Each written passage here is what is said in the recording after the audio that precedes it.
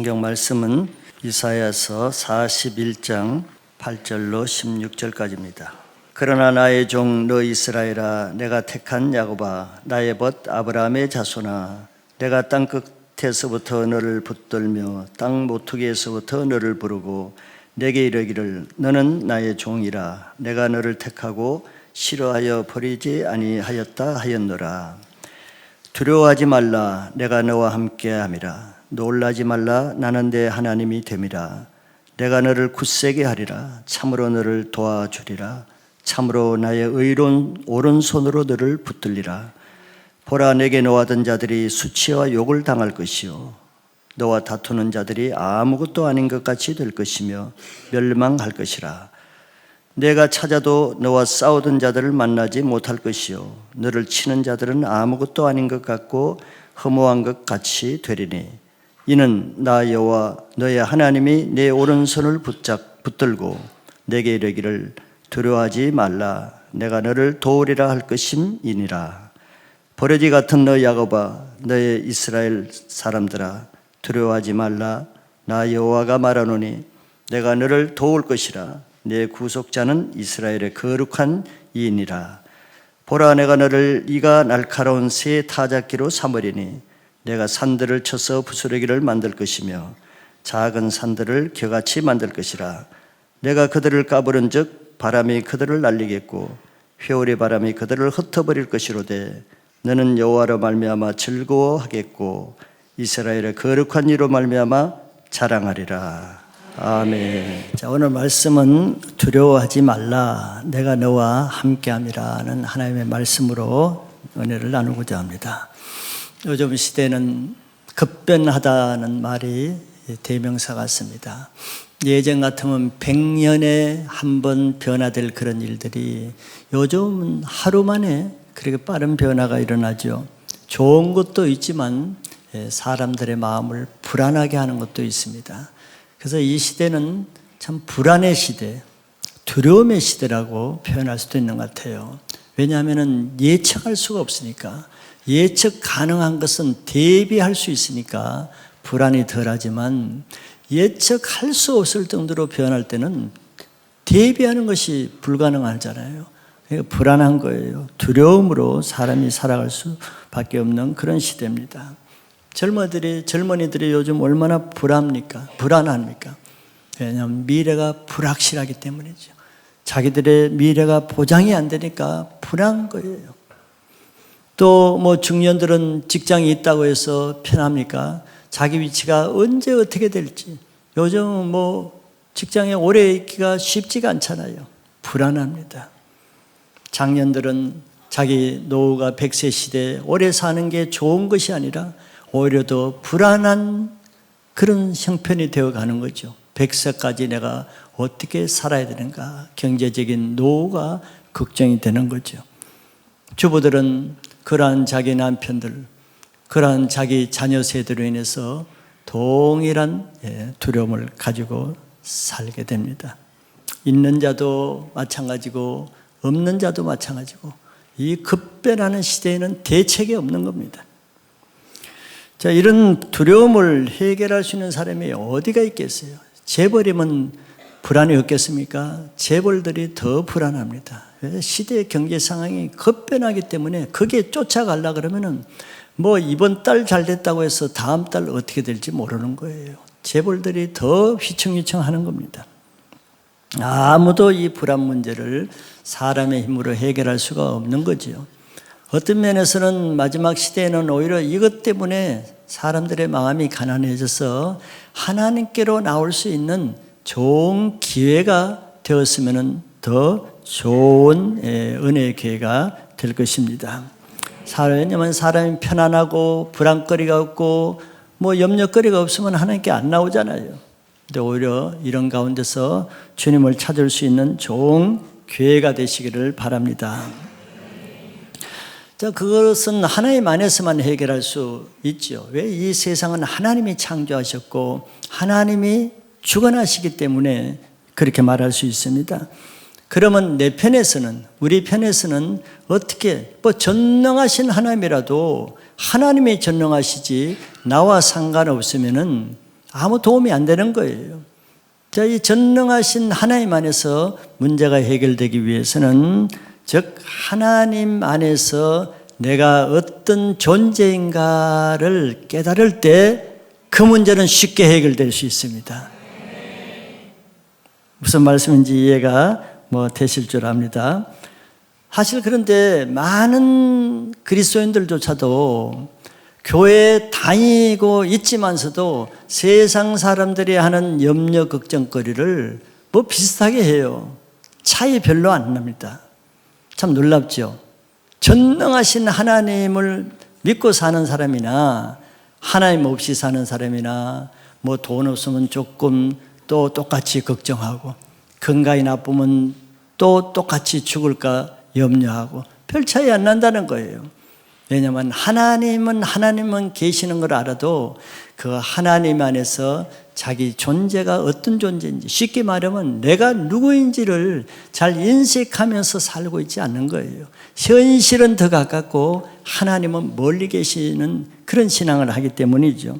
오늘 그런 문제들을 다시 한번 짚어보면서, 그 하나님이, 하늘에 계신 하나님이 내 옆에 나와 함께 하신다는 그런 실제적인 하나님이 나의 하나님이시요, 그분은 나를 도와주시는 나의 아버지라는 이런 정체성을 회복하시기를 바랍니다.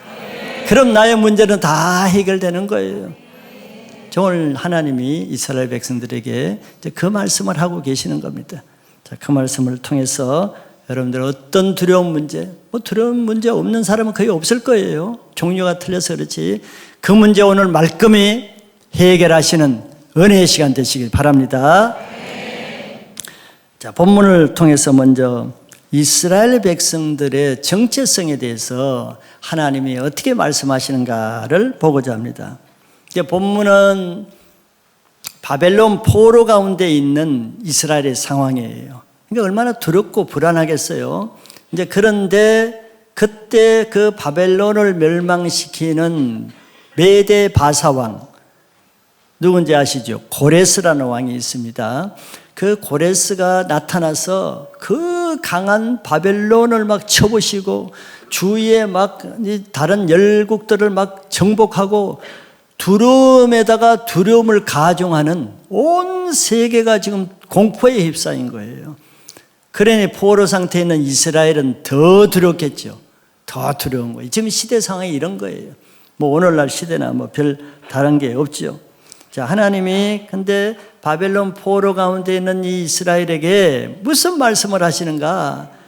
이 놀라운 말씀을 하시는데, 이것이 이스라엘 백성들이 이런 가운데서도 두려워하지 않고 새롭게 소망을 갖는 이스라엘 자신들의 정체성이 되는 말씀이에요. 사실 우리가 매주 듣는 그 하나님의 말씀을 잘 들으시면요, 믿음으로 잘 들으시면은 내가 누군가 하는 정체성이 잘 정립됩니다. 내가 누군가의 정체성이 잘 정립되는 사람은 이 시대의 상황에 별로 흔들리지 않아요. 그거에 의해서 두려워하고 요지부동 그렇게 하지 않습니다. 오늘 그런 신앙을 다시 되찾으시길 바라요. 그래서 하나님은 이스라엘 백성들이 포로 생활인데, 포로도 70년 동안, 그런데 무슨 정체성이 있겠어요. 이들이 어떻게 인간적으로 보면은. 그런데도 하나님은 아니다, 그래도 너는 이런 사람이다, 이걸 다시 심어주시는 거예요. 세 가지를 말씀하시는데요, 8절을 제가 먼저 한번 읽어보겠습니다. 8절에 세 가지가 나와요. 그러나 나의 종 너 이스라엘아, 내가 택한 야곱아, 나의 벗 아브라함의 자손아. 짧은 말이죠. 그냥 넘어갈 수 있겠죠. 그런데 이 하나님의 한마디 말씀이 포로 생활하고 있는 두려움에 떨고 있는 이스라엘 백성에게 아주 놀라운 정체성을 회복하는 말씀이에요. 보기에 그런 것 같지가 않죠. 그런데 놀라운 말씀이란 말이에요. 자, 첫째, 하나님이 이스라엘 백성을 부를 때 그냥 이스라엘아 그러면 또 덜 하겠죠. 근데 앞에 한 자가 붙었잖아요. 나의 종 이스라엘아, 이렇게 부르는 거예요. 하나님이 이스라엘을 부를 때 아직도 70년 포로 생활에서 지금 하나님을 잊어버린 지 오래되는데 아직도 하나님은 나의 종이라고 부르는 거예요. 이건 여러분들 뭐 놀랍지 않아요? 별로 안 놀라는 것 같은데요. 자, 이들은 70년 포로 생활할 때 이스라엘 백성들은 어떤 생각이 들었어요? 포로 생활을 왜 했겠어요? 자기 조상들이 죄를 지어서 한 거거든요. 우상 섬기고 하나님 말씀 불순종하고 하니까 포로 생활 됐잖아요. 그러니까 70년 동안 이 포로 생활을 할 때는 정체성이 없어지는 겁니다. 즉 하나님은 이제 우리를 버리셨지 뭐 우리 같은 건 생각이나 하시겠어. 우린 이미 하나님 눈에 벗어난 자야. 뭐 이런 상태란 말이죠. 그래서 소망이 없는 거예요. 하나님 잃어버린 지도 오래되고, 그러니까 하나님도 자기들을 잊어버리셨을 거라고 생각한 지도 오래되고, 그러니까 하나님과 상관없이 사는 겁니다. 그런데 하나님이 나의 종이라고 불러주시는, 이거는 눈물 나는 말이에요. 가슴 벅찬 말입니다. 아니, 아직도 나를 하나님이 기억하고 계시는 거야? 아직도 나를 버리지 않고 지금 나를 종이라고 불러주는 거야? 이게 진짜야? 이렇게 들리는 거예요. 이 말씀은 놀라운 말씀입니다. 이 한마디 하나님이 부르시는 말씀이 오랫동안 절망과 자기 인생을 포기하고 이제 새롭게 될 꿈도 안 꾸는 이스라엘 백성에게는 그 70년 전에 가졌던 그 소망을 다시 회복하는, 자기 존재를 다시 회복하는 놀라운 한마디예요. 여러분들이 뭐 직접적으로 또는 감정적으로도 여러분 이런 얘기를 많이 있지 않아요? 아마 죄를 지어서 회개하느라고 금식하면서 막 애통하면서 자기 죄가 너무 애통해서 할 때 기도하는데 하나님의 음성이 들려.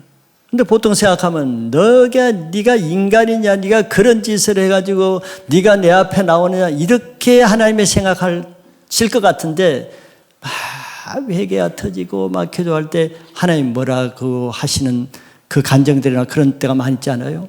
사랑하는 내 아들아, 이렇게 말이죠. 깜짝 놀라는 거예요. 아니, 내가 이런 상황인데 뭘 보시고 하나님이 사랑한다고 말씀하시는지 이해가 안 되는 거예요. 이게 하나님이시라니까. 지금 이스라엘 백성들에게 그렇게 말씀하는 거예요. 어떻게 우리들을 아직까지도 자기 종이라고 이렇게 불러주시는가? 이 말씀을 듣는 이스라엘 백성들은 우리와 다릅니다. 감격에 눈물이 날 만큼 고마운 말이에요. 그리고 9절에 덧붙여서 이렇게 말씀하시잖아요. 내가 땅 끝에서부터 너를 붙들며 땅 모퉁이에서부터 너를 부르고 내게 이르기를 너는 나의 종이라. 내가 너를 택하고 싫어하여 버리지 아니하였다 하였노라. 놀라운 말씀을 해주시죠. 하나님은 이스라엘 백성들이 어느 세상 땅끝에 버려지고 세상 그 속 땅 모퉁이에 있더라도 한 번도 잊은 적이 없다는 거예요. 내가 너를 그곳에서 불러서 지금도 뭐라고 그러겠어요? 9절에 거기 너는 나의 종이라 내가 너를 택하고 싫어버리지 아니하였다. 자, 하나님은 참 놀라우신 분이시죠. 여러분들 여기에 싫어하여 너를 택하고 싫어하여 버리지 아니하였다. 하나님은 이스라엘 백성들의 마음 심정 중심을 다 파악하고 계시. 이스라엘 백성들은 지금 하나님이 자기들을 싫어하여 버렸다는 생각을 하고 있거든요. 그러지 않으면 70년 동안 어떻게 이 포로 생활에서 건져주지도 않고 도와주지 않을 수가 있겠어요? 하나님 우리는 버렸어. 우리를 싫어해서 우리가 말 안 듣고 죄 지어서 이제 우리 백성들 우리는 버렸어. 하나님 거들떠 보지도 않을 거야. 하나님 우리를 싫어해. 좋아할 리가 없어. 하나님은 이스라엘 백성들이 그 마음에 그런 마음을 품고 있는 거 아시겠어요? 모르겠어요? 다 알고 계시는 거예요. 다 알고 먼저 선수로 쳐가지고 내가 너를 택하고 싫어하여 버리지 아니하였다는 거예요. 우리는 얼마든지 실수할 수 있어요. 얼마든지 죄를 지을 수 있어요. 사람들은 한 번 그냥 자기한테 실수하면 버려버리죠. 그냥 눈도 마주치지 않고 상전도 아니에요. 인연을 끊어버리죠. 그러니까 우리도 하나님도 그러실 줄 안단 말이에요. 그런 걸 아시고 하나님이 이스라엘 백성에게 한마디를 붙여주는 거예요. 내가 너를 실어버린 게 아니야. 지금도 너는 나의 종이야. 나는 잊지 않고 너를 땅끝 모퉁이에서 구석에서 너를 붙들고 있었어. 그래서 하나님은 2000년 동안 이스라엘 백성들이 나라를 잃고 헤맸잖아요. 나라 없이 땅끝 모퉁이에서 온 땅끝으로 흩어져 있잖아요. 그런데 하나님만은 그들을 다 붙들고 계셨어. 그리고 2000년 후에 그들을 다 팔레스타인 이스라엘 땅으로 모아서 나라를 만드셨잖아요. 그런데 하나님은 자기 백성을 비록 죄를 지어도 징계는 하지만 끝까지 그 백성을 잊지 않으십니다. 그런 하나님을 믿으시길 바라요. 그러지 않으면 내가 어떻게 완전하게 살 수 있어요? 저도 완전하게 살지 못하고 여러분들 마찬가지일 거예요. 내가 신앙은 하기는 해도 완전하지 못합니다. 넘어지죠. 실수하죠. 하나 하지 말라는 거 하죠. 하라는 거 안 하죠. 부끄러운 모습이에요. 그런데 우리는 그때마다 정죄감을 갖죠. 이런 나를 하나님이 뭐 좋아하시겠어? 이런 나를 뭐 하나님이 붙들어 주시겠어? 이게 사단이 하는 말을 듣고 우리는 금방 정체성을 내 스스로 놓아버려요. 나는 더 이상 하나님의 자녀가 아니야. 나는 이제 하나님 앞에 살 자격이 없어. 나는 하나님 앞에 뭐 기도할 자격도 없어. 이것이 오래되면 아예 포기해버리죠. 오늘 그런 사람들에게 하나님 말씀하십니다. 아직도 네가 땅끝에서 나를 피해서 세상 끝에 있을지라도 나는 그때도 너를 붙잡고 있었어. 둘째 아들이 아버지를 떠나서 먼 나라에 가도 아버지는 그 아들을 붙잡고 있는 거예요. 그런 하나님의 말씀을 듣고 다시 여러분들 내가 여전히 하나님의 자녀라는 정체성을 회복하시기 바랍니다. 여전히 하나님은 여러분들을 사랑하시는 거예요. 내가 넘어져도 하나님이 나를 사랑하십니다. 그런 믿음을 가지셔야 됩니다. 두 번째는 8절 그 다음에 또 한마디 하시죠. 나의 종 너 이스라엘아, 그리고 내가 택한 야곱아, 그래요. 하나님은 그냥 이스라엘 부를 때 이스라엘아 이렇게 부를 수도 있잖아요. 그런데 구체적으로 다르게 말씀하시죠. 나의 종 이스라엘아, 뭐 그것으로 될 텐데 또 내가 택한 야곱아, 또 다르게 말씀하시죠. 내가 택한 야곱이라는 것은 의미가 있죠. 이스라엘 백성들에게는 의미가 있는 거예요. 원래 이삭의 아들은 쌍둥이 에서와 야곱이었어요. 에서가 장자입니다. 하나님이 먼저 부르실 자격이 있는 자예요. 근데 하나님이 장자를 부르지 않고 자격 없는 둘째 아들 야곱을 택했잖아요. 지금 그걸 상기시키는 거예요. 그 말은 무슨 의미겠습니까? 내가 너를 택한 것은 네가 자격이 있어 그런 것이 아니다. 너는 장자의 자격이 없는 자였다. 그런데 내가 장자 에서를 택하지 않고 야곱아 너를 택했다는 거예요. 너를 택한 하나님이라는 거예요. 왜 하나님이 왜 야곱이라고 부르겠어요? 지금 이스라엘 백성들은 자격이 없거든요. 우상 섬기고 하나님 말씀 불순종하는 자격이 없는 그런 상태에서 지금 포로 생활하는 거거든요. 자격이 없는 거예요. 그러니까 이스라엘 백성들은 자격이 없다는 자책감에 있고 그냥 자기들은 하나님의 자녀인 것을 포기하고 이렇게 살아가고 있단 말이죠. 그런 백성들에게 내가 택한 야곱아, 나는 본래부터 너희들을 자격으로 택한 것이 아니고 나의 긍휼과 나의 주권으로 택했다는 거예요. 우리도 다 마찬가지입니다. 내가 늘 자격으로 신앙하려면 교만하게 되는 거예요. 내 자격을 주장하게 됩니다. 신앙생활도 보세요. 자기 좀 잘하고 자격 있고 번듯한 사람 보세요. 늘 그걸로 하려고 그럽니다. 그걸로 하나님 앞에 자랑하려고 그러고 딴 사람한테 내세우려고 그래요.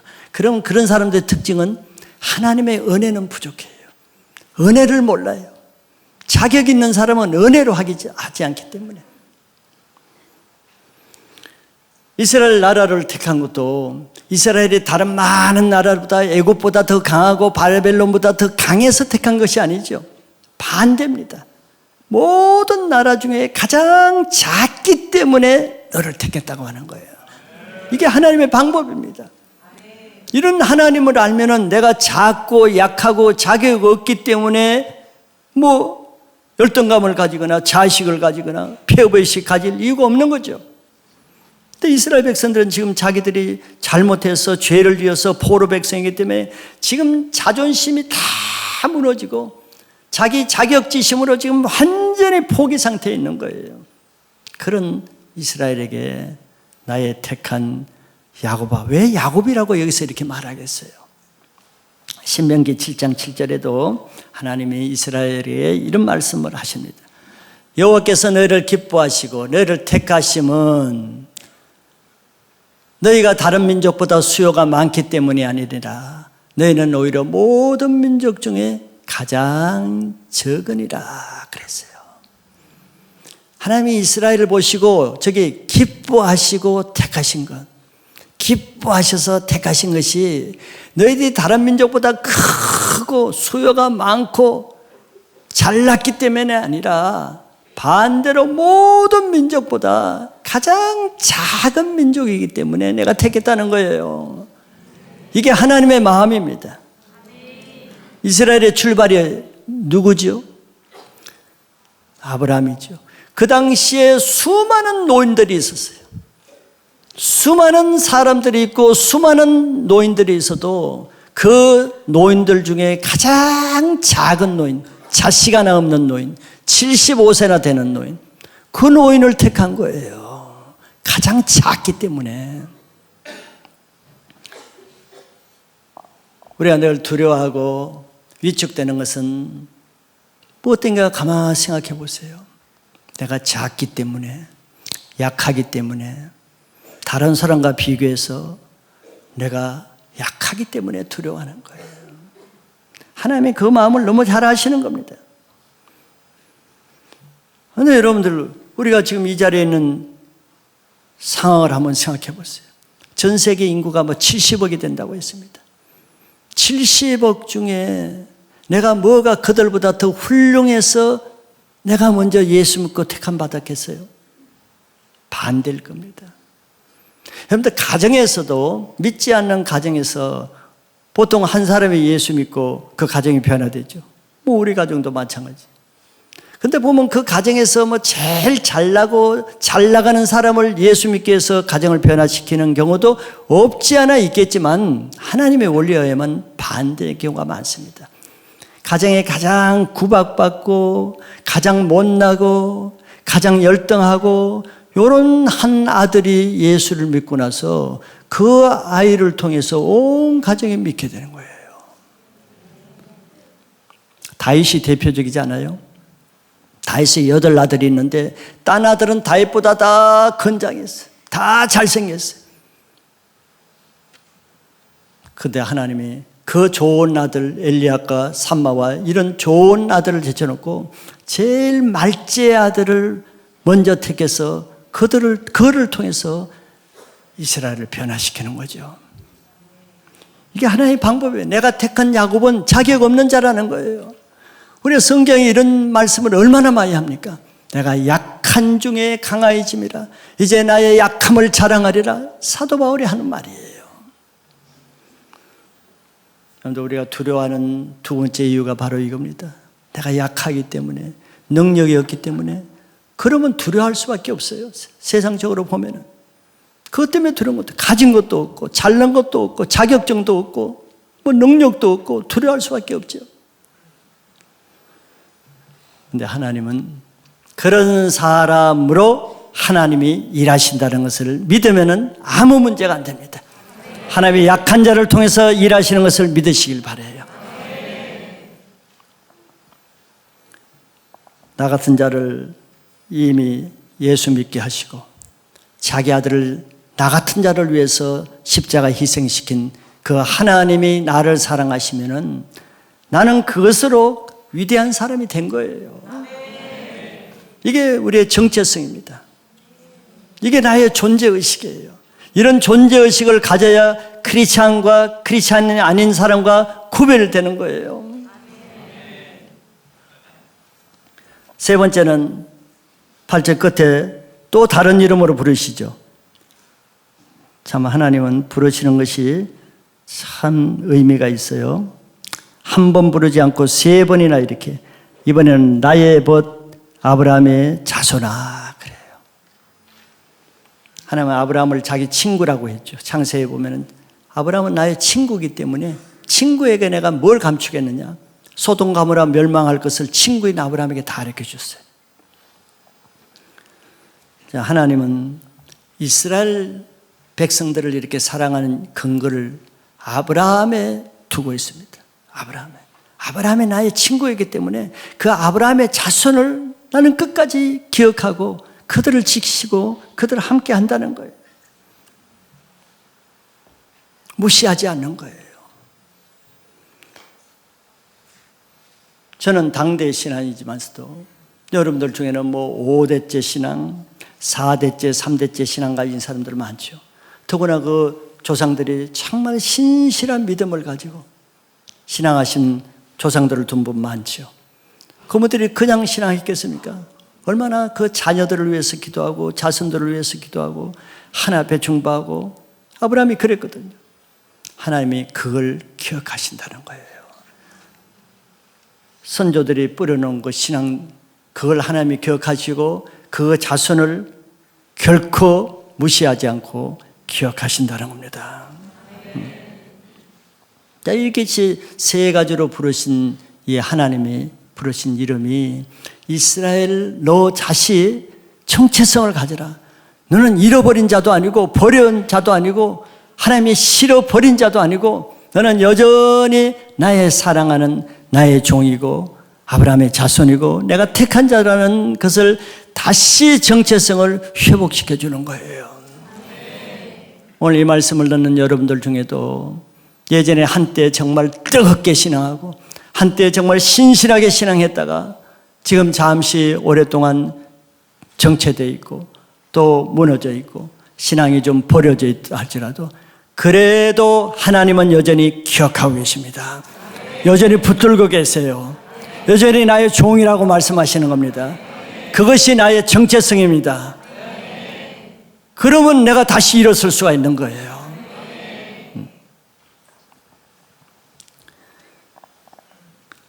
나를 창조하시고 나를 부르신 그분이 이 세상을 심판하실 분이고 나를 나중에 심판에서 구원하실 분이라고 생각할 때 뭐가 두렵겠어요?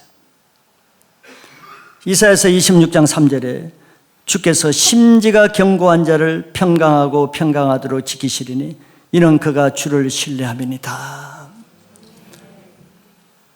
내가 그런 하나님을 믿으면은 내 안에 평강하다는 거, 평강하고 평강하도록 지키신다는 거예요.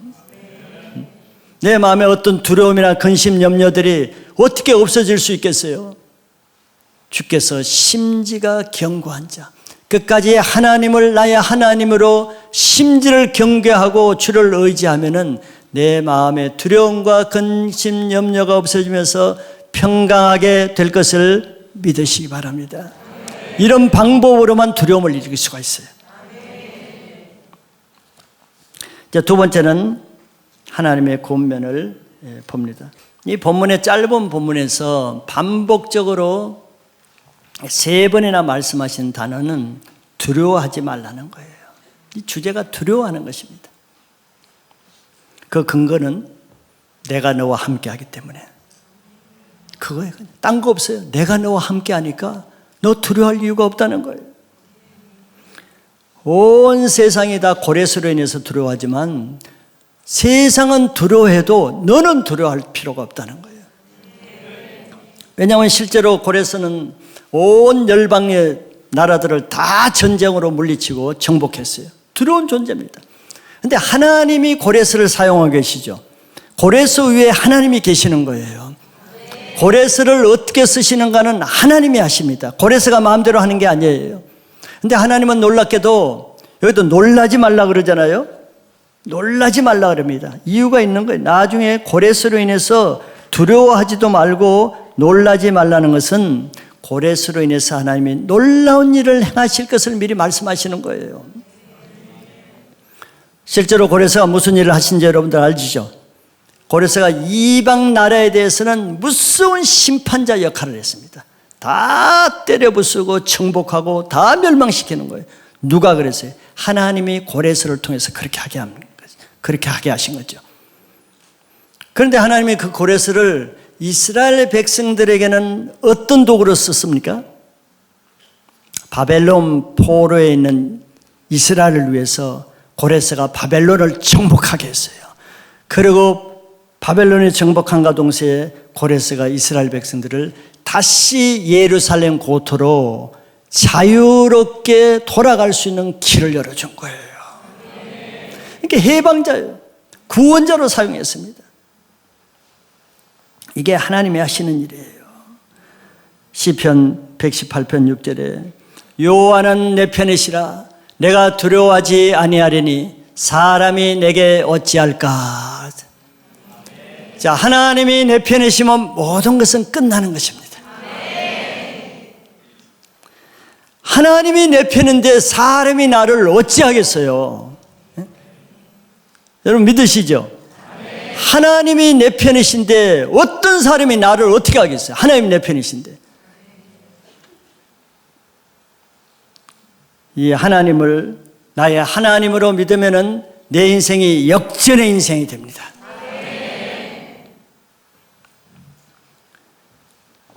마지막 세 번째는 이제 하나님의 약속입니다. 두려워하지 않아야 될 약속을 세 가지로 또 말씀하시죠. 먼저는 하나님이 우리를 도우시기 때문에 두려워하지 말라고 해요. 어떻게 도우시는가? 첫째는 내가 너를 굳세게 하리라 그랬습니다. 굳세게 하리래. 강하게 한다는 것입니다. 내가 너와 함께해서 너를 굳세게 하리라. 포로 상태에 있지만 내가 너를 강하게 하면은 절대 고레스도 바벨론도 너를 어찌하지 못한다. 내가 너를 굳세게 하리라. 이 말을 믿으면은 두려움이 없겠죠. 전능하신 하나님이 나를 굳세게 한다는데 그 말씀이 믿어지는 순간 두려움이 없어지겠죠. 자, 여러분들 가운데 지금 어떤 두려움이 있다고 생각합시다. 이 두려움이 있을 수가 있죠. 하나님이 여러분들을 굳세게 하여 주겠다. 너를 강하게 해주겠다. 그 말씀이 믿는 순간 두려움이 없어지겠죠. 이게 하나님의 능력입니다. 오늘 그런 일이 실제로 여러분들에게 나타나길 바라요. 나는 약하지만서도 하나님이 나를 강하게 하시면은 나는 강한 자가 되는 거예요. 여호와를 앙망한 자는 독수리의 날개친 같이 새 힘을 얻으리라 그랬잖아요. 이게 믿는 자의 특권입니다.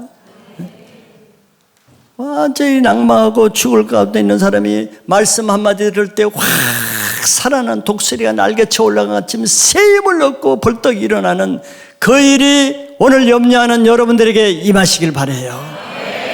살아있는 말씀을 들으셔야 됩니다.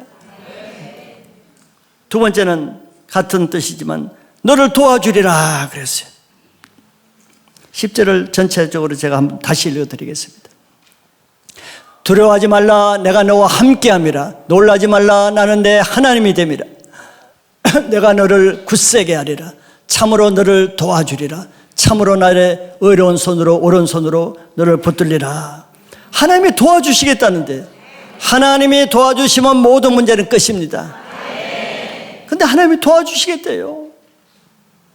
하나님은 우리의 어려움을 다 아시죠. 구하지 않아도 아십니다. 그 하나님을 믿으면은 하나님이 나의 도움이 되십니다. 즉 먼저 나를 도와주실 그 하나님이 나의 하나님이신 것을 내가 먼저 믿는 믿음이 필요한 거예요. 하나님이 아무리 전능하신 분이라 할지라도 내가 믿음이 없으면은 그 하나님은 아무것도 아니에요. 나와 아무 상관없어. 신앙이 그런 거 우리가 얼마나 많이 체험해요. 강단에서 아무리 전능하신 하나님 너를 도와주시고 너를 사랑하고 너에게 힘 주신다고 아무리 말씀을 해도 내가 믿음이 없이는 그건 아무것도 아니죠. 그냥 소리예요. 소리일 뿐이에요. 그래서 제가 기도할 때 여러분들 귀가 할례 받아서 말씀이 영과 생명으로 들리게 해달라고 기도하고 마음에 그것이 믿어지게 해달라고 기도한 이유가 오늘 예배의 성패는 거기 달린 거예요. 하나님은 여전히 우리를 도와주시는 데는 아무 문제가 없어요. 하나님의 능력에도 문제가 없습니다. 중요한 것은 내가 그 하나님의 말씀을 믿는 데 달려 있어. 오늘 그런 믿음을 선물로 받으시기 바랍니다. 믿고자 하면은 하나님이 믿게 도와주세요. 세 번째는 너를 붙들리라 그랬어요. 특별히 너의 오른손을 내가 붙들어 주리라 그랬습니다. 두려워서 낙심하고 흔들리고 좌절하고 인생을 포기할 마음을 가진 사람에게 하나님이 정말 하실 최고의 말씀이죠. 내가 너 붙들어 주겠다. 인생을 나락으로 그냥 한없이 떨어지는데 아무도 붙잡아 줄 사람이 없어. 자기 부모도 붙잡아 주지 못하고 자기 남편과 아내도 아비 힘이 되지 못하고 그런 사람에게 하나님은 내가 너를 붙잡아 주리라 하는 거예요. 하나님을 의지하시기 바랍니다. 세상 사람 의지할 거 없어요. 하나님이 붙잡으시면은 내 문제는 끝나는 겁니다. 자, 이런 하나님을 믿어야 내 인생의 모든 결박 두려움이 해결되는 겁니다. 이렇게 하나님은 세 가지로 우리가 조금 더 두려워하지 말아야 될 보정을 세 가지로 겹겹이 삼겹줄로 확인시켜 주잖아요. 이런 하나님을 못 믿으면은 그 두려운 문제를 해결할 수가 없어요. 두 번째는 더 적극적으로 하나님이 확신을 갖게 하십니다. 즉 도와주실 분들로 이기게 하실 하나님을 말씀하셔요. 첫째는 내게 노하던 자들이 수치와 욕을 당할 것이라 그랬어요. 11절에 보라 내게 노하던 자들이 수치와 욕을 당할 것이요 너와 다투는 자들이 아무것도 아닌 것 같이 될 것이며 멸망할 것이라 그랬어요. 더 적극적으로 말씀하시죠. 하나님의 종인 내가 너의 주인인데 너는 나의 종인데 너를 향해서 뭐라고 하는 자, 분노하고 너를 조롱하는 자 내가 가만두지 않고 그들이 오히려 수치와 욕을 당하게 해주겠다는 거예요. 자기 자녀니까, 자기 백성이니까. 자기 종에게 하는 것은 그 주인인 하나님께 하는 것이거든요. 하나님께 하는 자는 오히려 자기 행동으로 인해서 그가 수치와 욕을 당하게 하겠다는 거예요. 시편 37편 14절 15절에 악인이 칼을 빼고 활을 당겨 가난하고 궁핍한 자를 엎드리며 행위가 정직한 자를 죽이고자 하나. 이게 죽였다고 하지 않았죠. 죽이고자 하나 그랬습니다. 죽일 수 없어요. 죽이고자 하나 15절에 그의 칼은 오히려 그들의 양심을 찌르고 그들의 활은 부러지리로다. 하나님이 하시는 거예요. 아무리 화살을 쏘려고 하는 것은 할 수 있어도 하나님이 그 화살을 부러뜨리게 하시는 분이에요. 하나님은 하나님을 의지하는 사람 편입니다. 하나님 편에 서는 사람을 하나님도 그 사람 편에 서주세요. 믿으시기 바랍니다. 그렇기 때문에 하나님을 대적하는 사람은 그 대적한 것으로 자기가 수치를 당해요.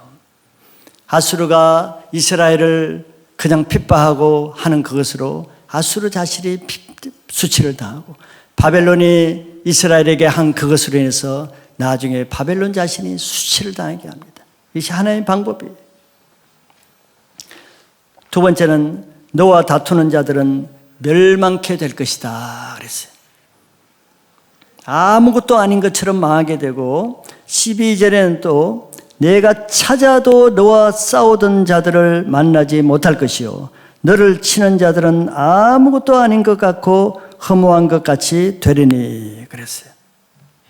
하나님이 하시면은 그렇게 되겠지요. 이스라엘 히스기야 왕 때 아수르가 이스라엘 침공한 사건이 나오죠. 근데 아수르는 대국입니다.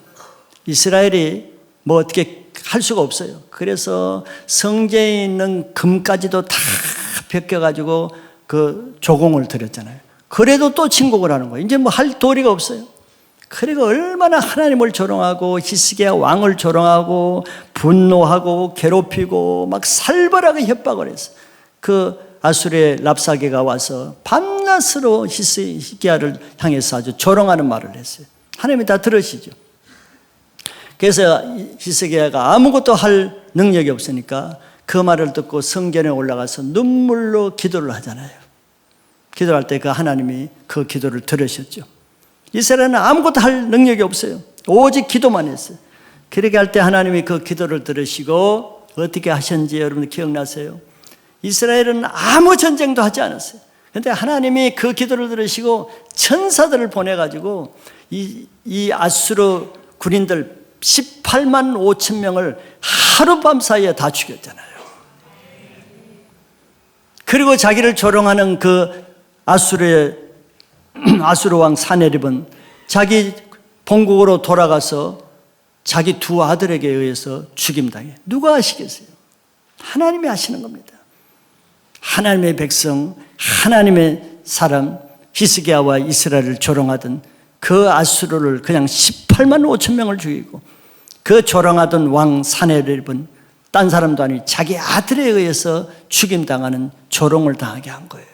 이것이 살아계신 하나님이 하는 일입니다. 지금도 그 하나님이 살아계세요. 지금도 그런 일을 반복해서 해오고 계시는 겁니다. 시편 37편 1절 2절 10절에 같은 내용들을 또 말씀하고 있습니다. 악을 행하는 자들 때문에 불평하지 말라. 불의를 행한 자들 때문에 시기하지 말라.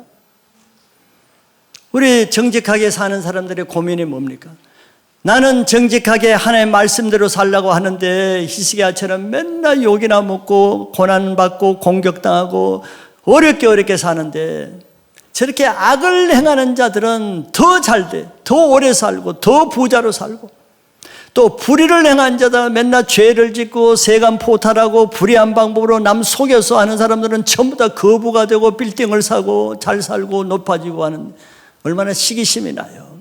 나는 정직하게 살아서 맨날 이 모양 이 꼴이고, 악한 자들은 승승장구 잘 되는 것 같고, 하나님이 다 아세요. 모르신 것 같아요. 다 아신다면 아시고 저러잖아요. 내가 네 마음 안다. 그러나 악을 행한 자들 때문에 너 불평하지 말라. 내가 네 마음 얼마나 괴로운지 안다. 그래도 불의를 행한 자들 때문에 너 시기하지 말라. 그 사람들이 잘 사는 거 부러우냐? 그 사람들이 60평 아파트 사는 게 그렇게 부러우냐? 시기하지 말라.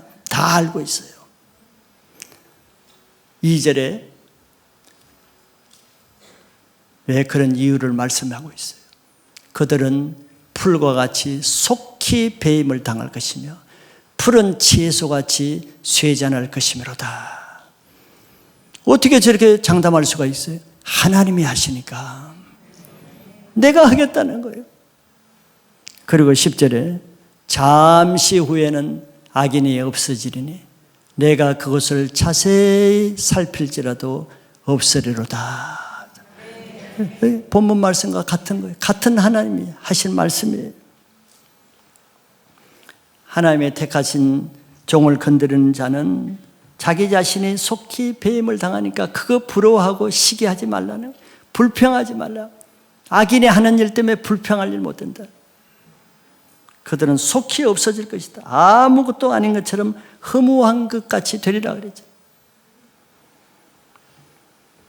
이런 하나님이 나의 하나님이신 것을 믿으면은 이 세상에 아무리 불의하고 엉망진창이고 악한 자가 득세하는 것 같고 의롭게 살려는 자는 손해봐 보는 것 같고 그것 때문에 억울할 일도 없고 시기 불평할 일도 없고 마음의 평강에 이를 수가 있어요. 반복해서 13절에도 이는 나 여호와 너의 하나님이 내 오른손을 붙들고 내게 이르기를 두려워하지 말라 내가 너를 도우리라 할 것이미로다. 두려워하지 않을 이유는 내가 너를 돕겠다는데, 내가 너를 돕겠다는데 누가 너를 당하겠느냐. 두려워하지 말라. 특별히 너의 오른손을 붙잡고 내가 도와주리라 그랬어요. 오른손을. 여러분들 어려울 때마다 자기 오른손을 쳐다보시기 바라요. 오른손을 들고 하나님, 내 오른손은 여기 있습니다. 하나님 붙잡아 주시옵소서. 오른손을 내밉니다. 하나님, 내 오른손에 새 힘을 주시옵소서. 하나님 붙들어 주시겠죠? 네, 오늘부터 오른손 한번 해보시겠습니다. 골리앗 앞에서 이스라엘 백성들이 다 두려워해서 힘으로 이길 수가 없으니까, 사울 왕도 두려워해서 기가 막힌 일이야. 나라가 이제 망할 판이에요. 다 두려워해서. 그런데 두려워하지 않는 한 사람이 있었죠. 다윗입니다. 그러니까 왜 안 두려워했겠어? 꼬만데, 소년인데, 무기가 있는 것도 아닌데. 만군의 하나님, 전쟁의 하나님, 승리의 하나님이 나의 하나님인 것을, 그런 자기 정체성이 분명해서, 곰의 발톱에서도 내가 내 양을 끄집어내게 하는 그 하나님이 나의 하나님이다 분명했어요. 그러니까 두려워하지 않았죠. 그런 하나님을 의지하는 다윗을 하나님은 그 오른손을 붙잡아 주시겠죠. 골리앗 앞에서 어떻게 이기겠어요? 하나님이 안 붙잡아 주시면은 그 꼬마 소년 다윗이 어떻게 골리앗을 이기겠어요? 하나님, 만군의 하나님을 나의 하나님으로 믿는 그 정체성을 가진 꼬마 다윗이 나갈 때 하나님이 다윗의 오른손을 붙잡으시겠죠. 그러니까 다윗의 오른손으로 뭘 했어요? 다윗의 오른손으로 물매를 해서 오른손으로 물맷돌을 날릴 때 그 손을 누가 붙잡으시겠어요?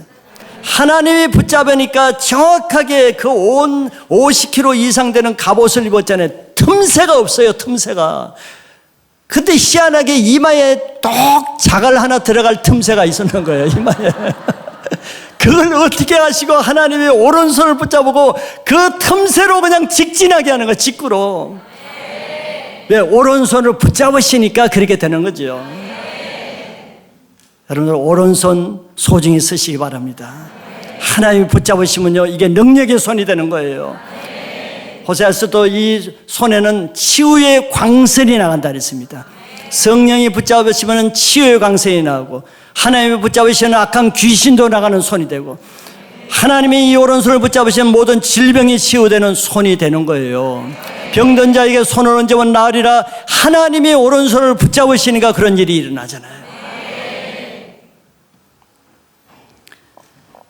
나를 도우시는 그 하나님이 나의 존재의 근본, 나라는 내가 누군가, 나는 나를 도우시는 하나님이 나의 아버지라는 이런 정체성을 가지시길 바라요.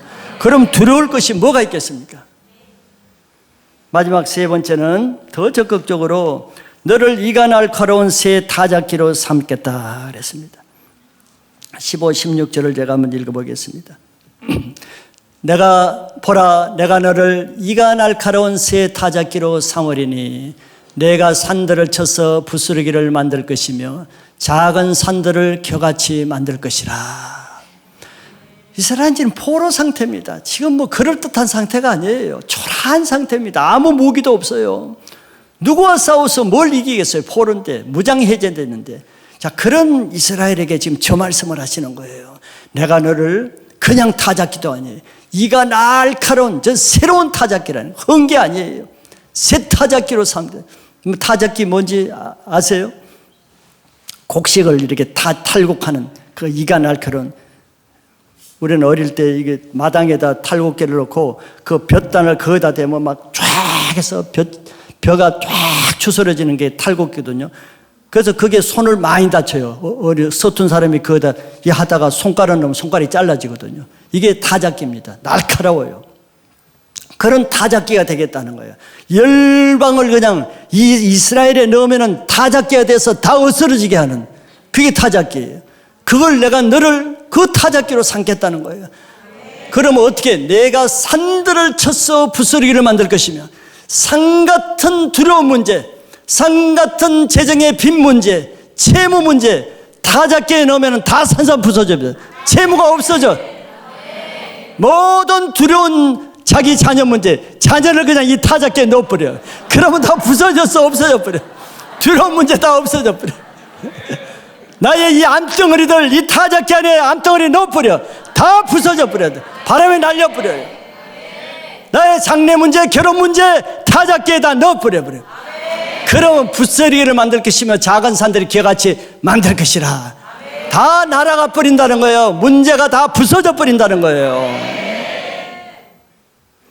하나님이 우리를 그렇게 쓰시겠다는 거예요. 우리는 보통 사람이 아니에요. 왜? 자기 아들을 핏값을 주고 사신 존귀한 자잖아요.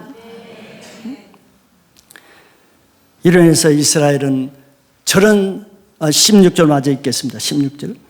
내가 그들을 까부른 즉 바람이 그들을 날리겠고 회오리의 바람이 그들을 흩어버릴 것이로되 너는 그때 우리는 여호와로 말미암아 즐거워하겠고 이스라엘의 거룩한 이로 말미암아 자랑하리라.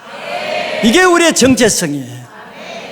하나님이 계신데 맨날 두려워서 떨고 위축되고 근심하고 걱정하고 이렇게 사는 정체성이 아니라 우리는 이제 어떻게 사느냐? 여호와로 인해서 즐거워하고 이스라엘의 거룩한 이로 말미암아 하나님을 자랑하면서 사는 자가 된다는 거예요. 이게 우리의 본래 삶이에요. 왕의 자녀가 뭘 두려워서 늘 이렇게 두려워서 근심으로 살겠어요? 즐거워하고 내 아버지가 하나님이라는 것을 자랑하고 이런 삶이 우리의 삶인 것을 정체성을 가지시기 바랍니다. 하나님이 우리를 도와주시기 때문에 가능한 것이죠. 하나님께서 이스라엘을 지금까지 그냥 원수의 조롱과 핍박과 멸시와 정말 천대받고 이렇게 살았는데 이제는 역전시키겠다는 거예요. 이제 너는 그런 자가 아니고 새 타작기가 돼서 열방이 너희들 앞에 다 부서지리라. 열방이. 자, 이렇게 천지를 창조하시고 전능하신 하나님이 저와 여러분들의 하나님이신 것을 믿어지시기 바랍니다. 마음에 그 하나님이 계신다는 것을 믿어지시기 바라요. 그 하나님을 한번 생각해 보세요. 나를 얼마나 사랑하는가. 그게 잘 안 들어와서 그렇죠. 한번 생각해, 실제로 한번 생각해 보세요. 그 하나님이 나를 얼마나 사랑하시면은 나 같은 그냥 죄를 짓고 우리는 죽을 수밖에 없는 버러지 같은 인생이잖아요. 그런데 그런 버러지 같은 나를 살리기 위해서 자기의 하나밖에 없는, 그것도 아무 죄도 짓지 않는 예수 그리스도 자기 아들을 왜 그렇게 십자가에 죄 없이 못 박혀서 비참하게 죽게 하시는 그 모습을 하나님이 다 보시는 거 아니에요? 누가 제일 가슴 아파요? 우리는 그 영화만 봐도 가슴이 아픈데 그 당사자이신 하나님의 마음은 어떻게 지냐고. 자기 아들을 그렇게 죽어가는 것을 보는 그 아버지의 마음은 어떻게 했어요? 그렇게까지 하시면서 나를 사랑하신 거예요. 뭐 때문에 그렇게? 나를 구원하기 위해서, 나 한 사람 구원하시기 위해서 하나님이 그 갑지보를 행하셨는데, 그렇게 나를 구원하셨는데 나를 위해서 하나님이 무엇이든들 못하시겠어요? 무엇이든지를 아까워하시고 무엇이든지를 도와주시지 않을 이유가 어디 있겠어요? 자기 아들까지도 아끼지 않으시는데, 한번 이성적으로도 생각해 보세요. 우리가 어떤 자인가? 정말 나는 별것 아닌 줄 아는데 내가 얼마나 귀한 자이기에 하나님은 자기 아들까지 바칠 정도로 내가 그런 자라는 거야? 이거는 기절할 정도로 놀라운 사실입니다. 우리는 존귀한 자예요. 사람들이 지금까지 계속 여러분들 자라면서 부모가 니까짓 게 뭐냐, 너는 공부도 못하고 네가 그래서 뭐가 되겠냐, 내가 인간이냐, 네가 그렇게 살아서 어떻게, 이런 얘기만 막 드는 거야. 이런 얘기. 그러니까 아이고 나는 니까짓 거지, 하여 나의 정체성은 니까짓 거야. 니까짓 거. 이 니까짓 게 뭘 하겠냐, 이게 정체성이야. 마귀가 하는 거예요. 그거는 사람들이 하는 것이 자기 정체성이 아닙니다. 주위 사람이 하는 게 내 자신이 아니에요. 나를 만드신 하나님이 나에게 하는 그 말만 나의 본 실제라는 것을 믿으셔야 돼요. 하나님은 어떻게 말하셔요? 너는 나의 존귀한 나의 택한 자요, 나의 종이요, 나는 사랑하는 나의 아들이라고 말하잖아요. 그 하나님을 믿을 때 나는 나의 존재감이 커지는 거예요. 자신감이 생기는 거예요. 가진 것 없이 행복한 거예요. 그리고 하나님은 그 예수님 안에서 우리 안에 예수님의 모든 보화를 주셨다 그랬어요. 우리 안에 예수님이 계시기 때문에 이 세상을 이길 수 있는 능력이 이미 주어졌습니다. 주어질 것이 아니고 주어졌어요.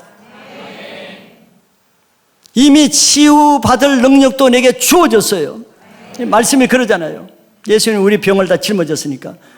근데 그것을 어떻게 사용하느냐? 믿음으로 사용하셔야 되는 거예요. 믿음으로 끄집어내서 사용하면은 질병도 이기고 물질도 다스리고 결혼 문제도 해결하고 자녀 문제도 해결하고 자기 인생 문제도 해결할 수 있는 것은 내 안에 있는 예수 그리스도의 그 십자가의 믿음을 사용할 때 되는 거예요. 사용할 때. 그게 믿음이 중요해요. 그러니까 아무리 예배를 많이 드려도 믿음이 없이 들어봐요. 힘이 안 되잖아요. 그거 뭐 나와 무슨 상관이지? 그 말씀은 나에게 아무 도움이 안 되네. 이렇게 되는 거예요.